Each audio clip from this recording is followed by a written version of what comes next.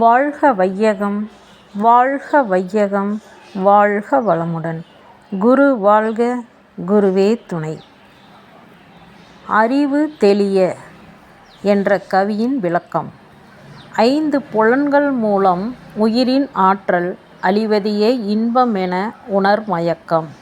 சிந்தனையில் உயரும் கால் சீவகாந்தம் சிதறுவதே ஐயுணர்வு என்றறிந்து கொண்டோம். உந்த குண்டலினி புருவ மையத் தூரிவரும் பேரறிவின் ஆற்றல் பெற்று சொந்தத் தனி முயற்சியினால் வாழ்வாராய்ந்து சொல், நினைவு, செயல் 3ஐ ஒழுங்கு செய்வோம். நம்மிடம் 5 ஞானக் கருவிகள், 5 செயல் கருவிகள் உள்ளன. அவற்றை முறையாக இயக்கினால் இன்பம். நாம் அனுபவிக்கும் இன்பம் உறுப்பிலோ பொருளிலோ இல்லை. மாறாக காந்தத்தை செலவு செய்தே இன்பத்தை உணர்கிறோம். அறிவு என்பது ஜீவகாந்த சேமிப்பு. உயிர் சுழன்று ஓடிக்கொண்டிருக்கிறது. சுழற்சியின் போது காந்தம் உற்பத்தியாகிறது. உற்பத்தியான காந்தம் 5 புலன்கள் செலவு செய்கின்றன. மீதம் இருப்பாக இருப்பதே அறிவு. அறிவு தெளிய இன்று உள்ள சேமிப்பு தவம் தற்சோதனை செய்து புலன்கள் கட்டுப்பாட்டுக்கு வரும்போது மீதம் நாளை அறிவு அதிகமாதல், புலன் அடக்கம், எண்ணம், சொல், செயல் ஒழுங்கு வந்துவிடும். ஜீவகாந்தம் அளவோடு செலவு செய்தால் இன்பம், அதிகமானால் துன்பம்.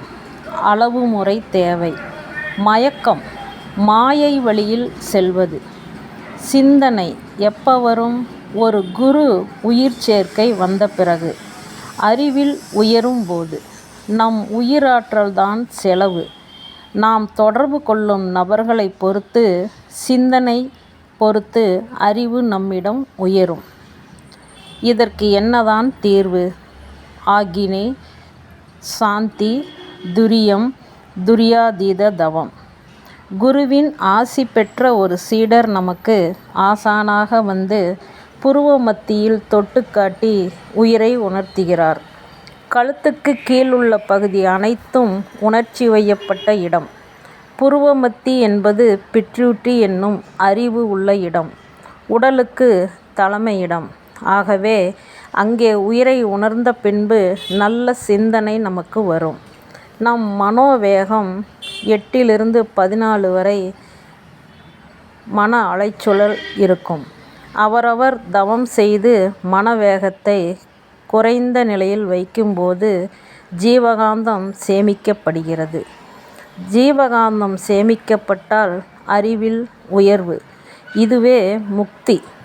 இறைநிலையை அடையலாம். வந்த நோக்கம் முழுமை அடையும். மூல ஆற்றலுடன் இணையலாம். மீண்டும் பிறவா நிலை அடையலாம். வாழ்க வளமுடன்.